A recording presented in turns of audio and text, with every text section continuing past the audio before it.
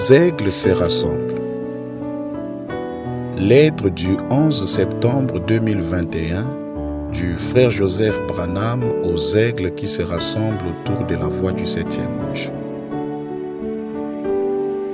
Chères brebis de la bergerie de Dieu, à l'époque où notre Seigneur Jésus était ici sur terre dans la chair, les sceptiques et les incroyants qui lui disaient « Jusqu'à quand tiendras-tu notre esprit en suspense? Si tu es le Christ, dis-le-nous franchement. »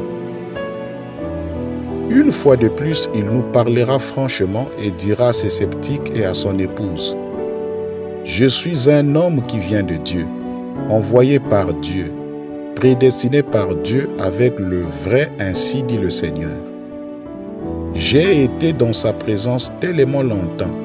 Je vais vous parler comme Dieu lui-même. Je veux qu'il n'y ait aucun doute et je veux que vous croyiez. Je suis le messager de Dieu pour vous. Le message que j'apporte et le messager sont une seule et même chose. Nous sommes la même chose. Il m'a envoyé vers vous pour représenter l'ainsi dit le Seigneur, mot pour mot. Souvenez-vous, la parole de Dieu dit qu'il ne fera rien sans d'abord me l'avoir révélé. Les hommes veulent ajouter leur interprétation personnelle à ce que je dis. Mais les paroles que je prononce n'ont besoin d'aucune interprétation. Dites seulement ce que je dis. Je veux aussi que vous sachiez que la même chose que je vous apporte vit aussi en nous. Vous avez l'autorité du Dieu vivant en vous. Vous êtes l'épouse, Église vivante. Après mon départ, mais avant que la sécheresse commence, Dieu a pourvu d'un lieu secret pour vous cacher, avant que le jugement frappe la terre. Vous y serez. Attendons simplement, mangeons cette nourriture cachée qu'il vous aura laissée. Vous vivrez de la bonté et de la miséricorde de la révélation de Jésus-Christ, alors qu'il vous confirmera sa personne quotidiennement. Pour vous, ce sera de la nourriture spirituelle en sa saison. D'autres en auraient mal au ventre s'ils en mangeaient. Je serai trop riche pour eux, mais pour vous ces brebis, ce sera le pain de vie, Jésus-Christ, le même hier, aujourd'hui et éternellement. N'oubliez pas, je vous nourrirai là, pas ailleurs, là. Des gens se moqueront de vous et diront que vous êtes fous. Mais ce qu'ils appellent folie et insensé, Dieu appellera cela grand. Il nous a dit que le grand ministère que Dieu lui a donné était un type parfait du temps d'Élie. Vers la fin de la sécheresse, il a appelé à sortir et il a envoyé dans la maison d'une veuve jusqu'à la fin de sa sécheresse.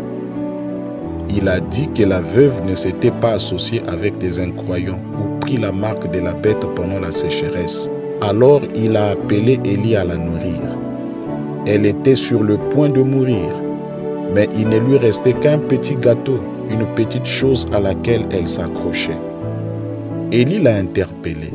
« Donne-le-moi premièrement, car ainsi dit le Seigneur, ses pots ne se videra point, et la cruche ne séchera point, jusqu'au jour où le Seigneur Dieu fera tomber de la pluie sur la face du sol. » Elle devait faire passer Dieu avant.